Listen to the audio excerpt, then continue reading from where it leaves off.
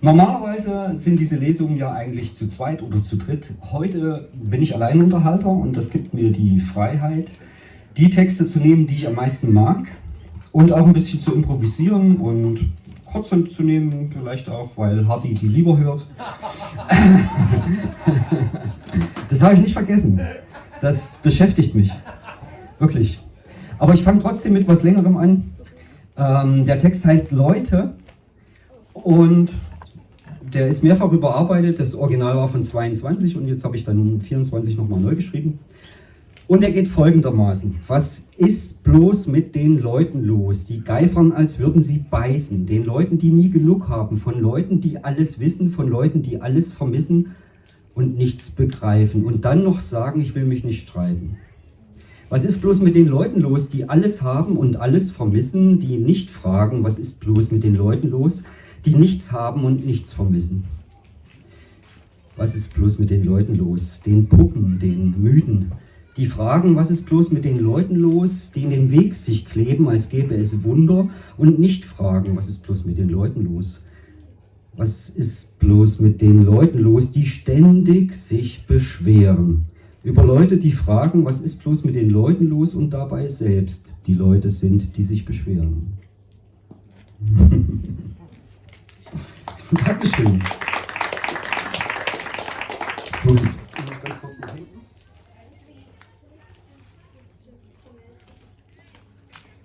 Ja, wie gesagt, heute kommen nicht nur lange Texte und auch nicht nur so schwierige wie jetzt gerade. Nämlich, weil ja ein spezieller Freund mir zu denken gegeben hat und gesagt hat, dass ich vor 10 Jahren besser geschrieben habe als heute. Das geht ganz schön, ja, ganz schön tief. Das hat wehgetan. Aber ja, das Schreiben verändert sich einfach und so ist es. Deswegen kommt jetzt ein alter Text, der heißt Trockenübung. Es gibt Tage, die sind gleich vergessen, in denen man versucht, aus trockenen Hirnesfalten vergebens letzte Feuchtigkeit zu pressen. Man könnte ein Löschblatt auf die Stirn sich legen und darüber bügeln, man könnte erbrechen und das Halbverdaute nach Gedichten sieben oder seine Nägel pflegen. Man geht hinaus und nichts passiert und geht hinein und nichts passiert und geht hinaus, jetzt frisch rasiert, und nichts passiert. Es will einfach nicht.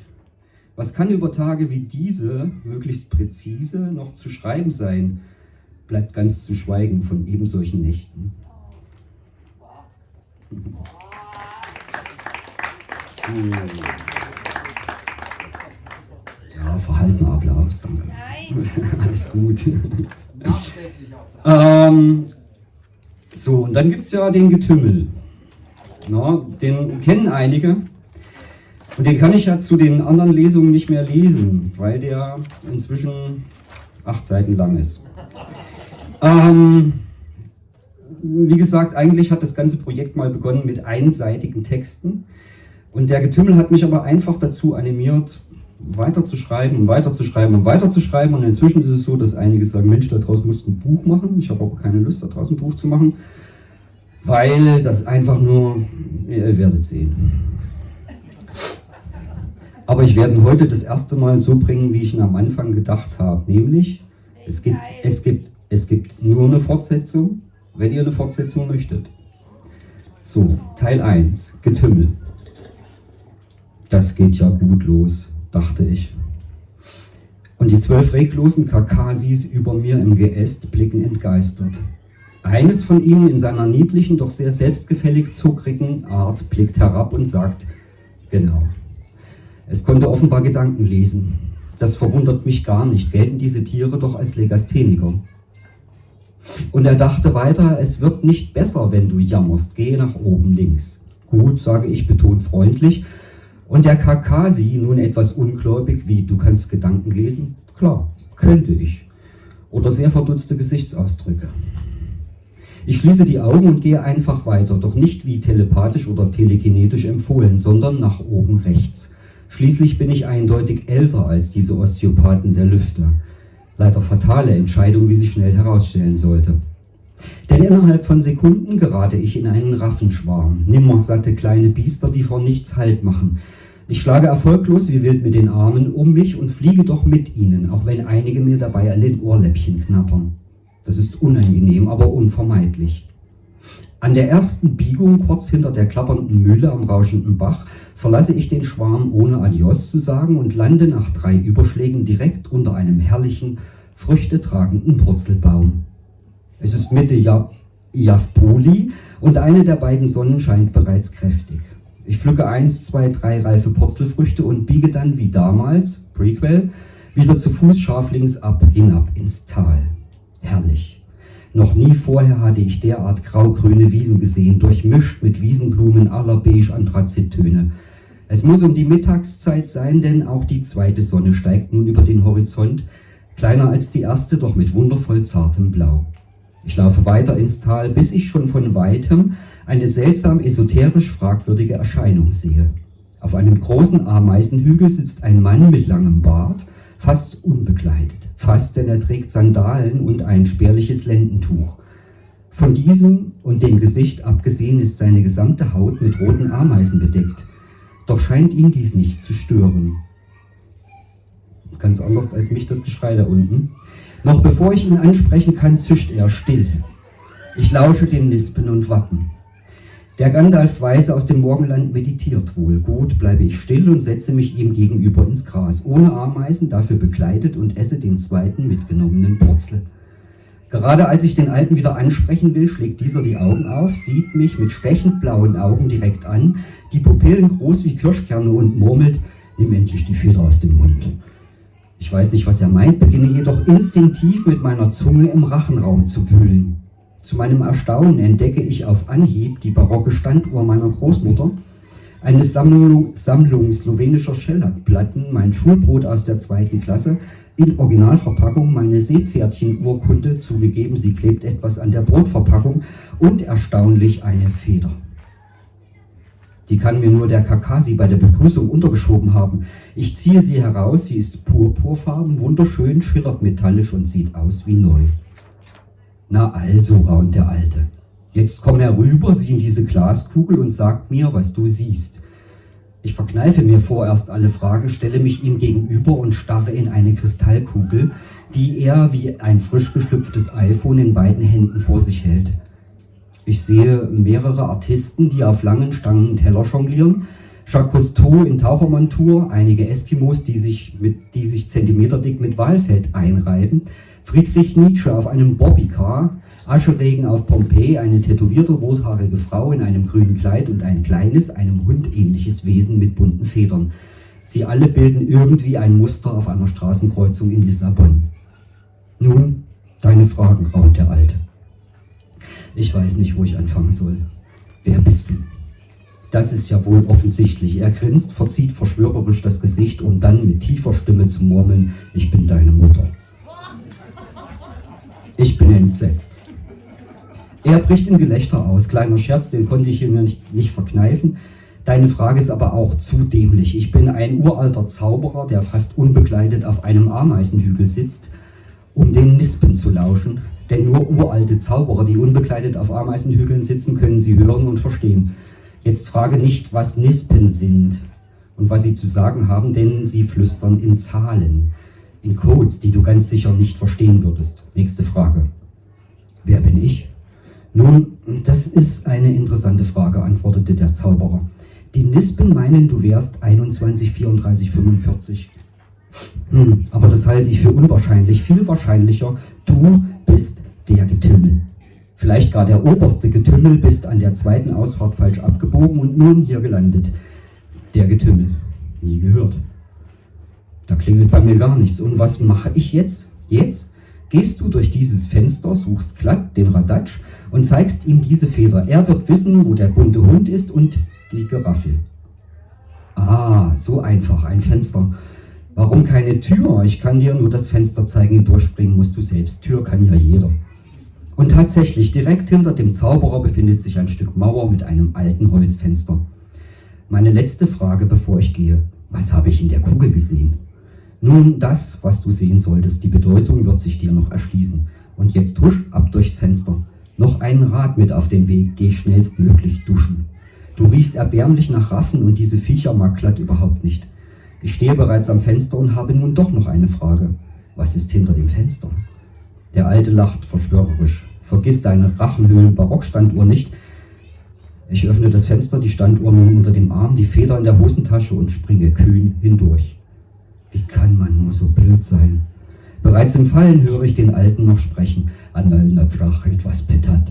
Vielleicht bin ich der Getümmel, schießt es mir durch den Kopf. Und irgendwoher kenne ich den Spruch. Sicher aber stürze ich ins Ungewisse und lande hart. Fortsetzung folgte.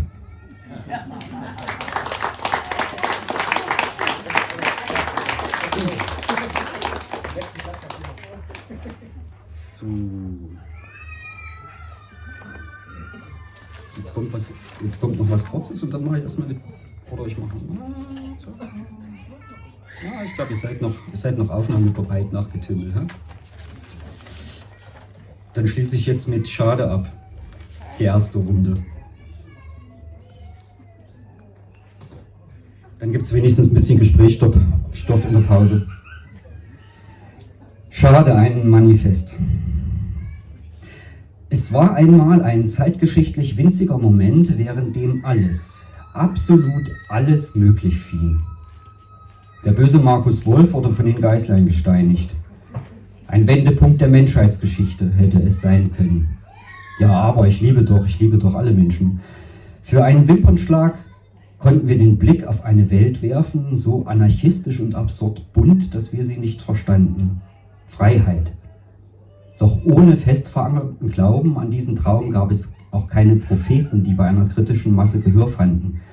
All die intellektuellen Kassandras wurden ignoriert und verflucht und die magische Chance damit aus kurzsichtigen Gründen vergeben. Das war 1990 und sie nannten es Einheit. Ein Euphemismus. Östlich der Elbe wissen die Deutschen, wie es sich anfühlt, über persönliche Grenzen zu blicken und zu gehen.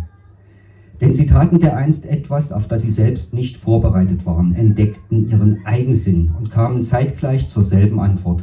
Jetzt ist der Moment, etwas zu verändern. Ohne Führer, ohne Waffen, ohne Drehbuch. Die Mauer muss weg. Die Regeln? Aufrecht stehen, um einander ins Gesicht zu blicken. Einstehen für eine Idee vom Fliegen. Den Lügen nicht folgen. Keine geschönten Berichte mehr, keine hohlen Parolen, kein Lächeln für die aktuellen Kameras, kein Brigadegesülze einer gespaltenen Welt. Sprich und wähle, so war der Anfang. Es werde taghell im Schwarzen Kanal.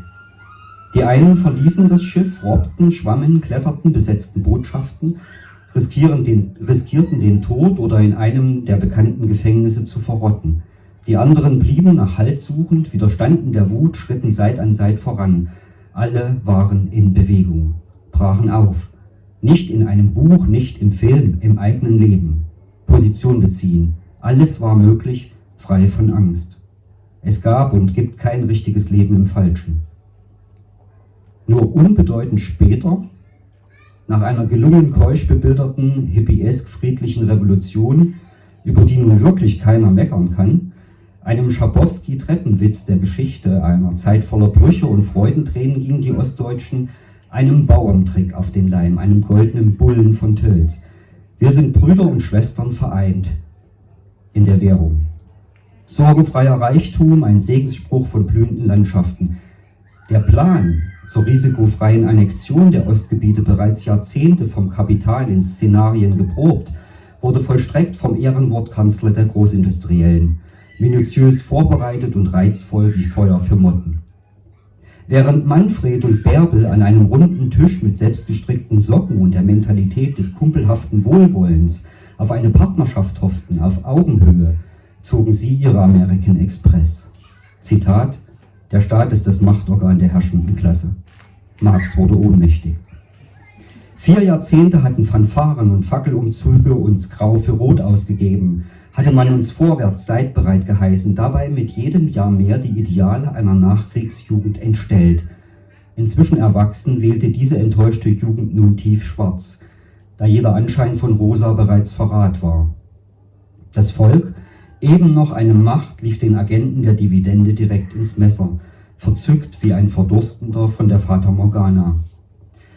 Wir hätten wissen können, dass die freie Marktwirtschaft uns zu Unfreien macht, hätten wissen müssen, dass alles Ansinnen der eigentlich eine gute Idee Treuhand, welch Hohn, einzig auf das Wohl der spiegelgläsernen Türme gerichtet war, treu nur der Hand, die sie nährte.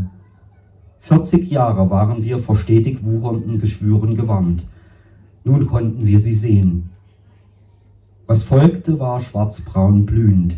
Denn nach Dr. Best, damit ich dich besser fressen kann, und der in die ostdeutschen Führungspositionen weggelobten 4. Garde Maybach fahrender Fettsäcke, kam auch die Expansion des bestehenden braunen Packs aus Deutschland über alles. Hoyerswerda, medial aufgebauscht zum Synonym für die Radikalisierung des Ostens zur No-Go-Area, verschleierte dabei nur schlecht gefeierte Republikaner und DVU im Süden der Republik, vergaß den rechten Rand der sich selbst christlich nennenden Altparteien, vergaß all das braune Gesocks von Altnazis in Politik, Richter, Lehrer und Wissenschaftsämtern der Bundesrepublik, die hochbetagt nur darauf warteten, den geknechteten Sozis eine Stimme zu geben. Die Feuer im Osten wurden im Westen gelegt, auch heute noch. Endlich, das Traumweich von Soplan, die Krönung, 100 Mark Begrüßungsgeld als Geschenk für die Schleckers, Aldis und all die anderen Jakobse und einen Wechselkurs für Ostvermögen von 2:1 zur Mark. In Worten, ihr seid genau halb so viel wert wie wir. Demütigung. Die gnadenlose, bis heute manifeste Überheblichkeit, in der völlig haltlosen Annahme, im richtigen System aufgewachsen zu sein, der Irrglaube, frei und selbstbestimmt gehandelt zu haben, brach sich Bahn in einer absurden Siegermentalität. Geld regiert die Menschen der Welt. Auf der anderen Seite die Unterwürfigkeit bis zur Selbstverleugnung gelernt, vergaßen Ostdeutsche im Taumel beinahe alles. Einen berechtigten Stolz auf Arbeit, auf Leben, eine bessere Hymne, die Emanzipation der Frau, ein funktionierendes Bildungs-, Gesundheits- und Abfallsystem, die zentrale Steuerung der akademischen Ausbildung, vergaßen vor lauter Wut auf die in Stein gemeißelten Männer ihre gesamte Identität und ihr Wissen um die Mechanismen des Kapitalismus. Die D-Mark, der Poltergeist, den wir riefen, verschlang die Biografien. Einzig das Sandmännchen blieb von den IM-Vorwürfen verschont und erhielt diplomatische Immunität. Das Blockflötenorchester nahm Platz in der Loge. Der Rest des Programms dauerhaft Clementine-Show. Wir hätten so viel mehr einbringen können für den Fortschritt eines neuen Landes. Diese aber hätte ein erhebliches Maß an Selbstreflexion auf beiden Seiten bedeutet, denn wir in den gebrauchten Bundesländern gehen für unseren Lebensstil über Leichen, haben Benno Ohnsorg und Rudi Dutschke auf dem Gewissen, wählen Bundespräsidenten und markig tönende Ministerpräsidenten mit NS-Vergangenheit, stationieren strategische Flugkörper auf dem Staatsgebiet, lassen zu, dass Vertriebene noch immer von einem Remis ausgehend Revanche für ihre Leiden fordern, halten uns fein aus der Politik raus, solange der Vorgarten blüht. Andersdenkende werden inhaftiert oder erhalten Berufsverbot. Proteste gegen die Stadtbahn West, Gorleben, Wackersdorf werden von der Staatsmacht auch mit Gewalt unterbunden. Das nennen wir Sicherheit. Ein Nerz, wer Böses dabei denkt. Und wir in den neuen Bundesländern waren nicht alle Stasi, aber viel zu lange leise. Nicht blind, im Innersten trotzdem neidisch auf die Tempel des Überflusses. Paralysiert vom Schrecken des Wortes Bautzen. Eingeschüchtert von Uniformen und Stacheldraht, dachten wir in Zeitlupe sei den jungen Pionieren, lebten in Zwischentönen. Also ja, naiv, ganz sicher. Aber wichtiger, wir sind jetzt eine Bereicherung für ein Land, das sich neu erfindet, andere Prioritäten setzt, blockfrei, neutral im Zentrum Europas, unter neuer Flagge und Verfassung, als vereinte Deutsche Republik, denn wir, das Volk in West und Ost, sind endlich mündig. Stattdessen haben die Thinktanks der dunklen Seite eine de Maizière, später sogar als ein echtes christliches Wunder eine Merkel-Marionette aus dem Märkischen Sand gezaubert, als unbescholtene Pfarrerstochter, die in Moskau Physik studierte und Kanzlerin wird. Jedem Ostdeutschen klingeln da die Ohren. Haben uns Gesamtdeutschen noch während wir trunken Freiheit schrien, die nächsten Knebel zwischen die Zähne gezwängt. Mehr als 30 Jahre später steigen die Rüstungsausgaben unermesslich. Und wir Sind wir vom gleichen Lohn für gleiche Arbeit so weit entfernt wie von gerechter Bildung? Wird die Struktur der kollabierenden Sozialsysteme noch immer einzig vom Kapital bestimmt? Hält man uns alle erneut hinter der Mauer und schürt das wechselseitige Unverständnis mit einem Solidarzuschlag, den alle, Ost wie West, dem System zahlen, ohne das System zu verstehen? Die Enge ist maximal, das Netz der Ausbeutung dichter als erahnt. Klebrig regierende Faschisten allerorts. Es ist nicht gewünscht, näher hinzuschauen, Helden des heiligen Marktes in Frage zu stellen, den Geist zu erheben. Die letzte Wildheit wurde ausgebügelt. Man wirft keine Knochen, um Rätsel zu lösen. Die schwarzen Türme, geeint unter einem runden Icon mit Gesicht als gemeinsame Sprachlosigkeit der Menschheit. Neue Einfaltigkeit im Namen des Fortschritts. Betrachtet man die DDR aus der zeitlichen Distanz, Nahverkehr statt Auto, Glas statt Plastik, saisonales Gemüse statt Südfrüchten, Urlaub im eigenen Land statt Flugreisen, Ausbildung orientiert am Bedarf, soziales Wohnen, Krippen- und Kindergartenplätze für jedes Kind, Fernwärmenetze, so müsste man zu dem Schluss kommen, dass wir uns jetzt genau dorthin wieder bewegen sollten, um zu überleben und als Nation zu bestehen. Die Grausamkeiten einer Mauer sind längst wieder Realität, diesmal weniger in Sichtweite an den EU-Außengrenzen. Von gönnerhaften Lehrern den Ostdeutschen erst beigebrachte westliche Werte brauchen keine Minenfelder und Selbstschussanlagen. Sie ersaufen im Mittelmeer. Wir trauen ihnen noch immer nicht, den Visionen eines anderen, eines besseren Systems, weil es dunkle Golems gab wie gibt. Ein Heil den Strategen in ihren Bunkern, wartend auf Fusion, Propheten der Angst. Dabei sind Visionen wie wir fehlbar. Sie jedoch nicht zu leben, ihnen nicht den gebührenden Platz zu geben, wäre ein Unheil, das wir uns zwingend nicht noch einmal leisten sollten. Denn alle Macht geht von unseren Träumen aus und die Intuition verbindet uns alle. Der Geist bleibt frei. Schade. Und wenn sie nicht an ihrer Weißwurst erstickt sind, hört man die bierselig Entrüsteten noch heute an den Stammtischen von undankbaren Zonis geifern. Ihnen möchte ich voller Überzeugung sagen, ich wurde in der DDR geboren. Die letzte Schlacht gewinnen wir. Ja. Ja. Danke.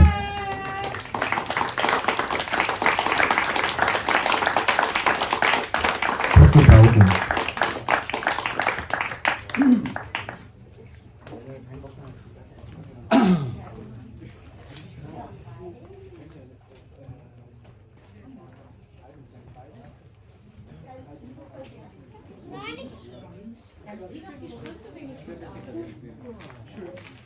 Willst du dein Handy bestimmt mitnehmen?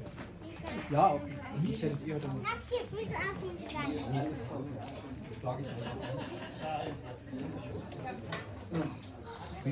ist Schluss, aber ich Pausenmusik mache ein bisschen. So. Machst du 5 Minuten? Ich muss meine Stimme kurz ausmachen.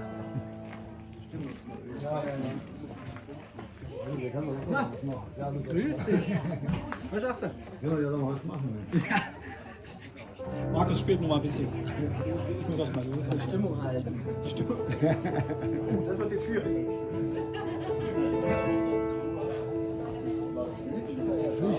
Was? 20 Uhr.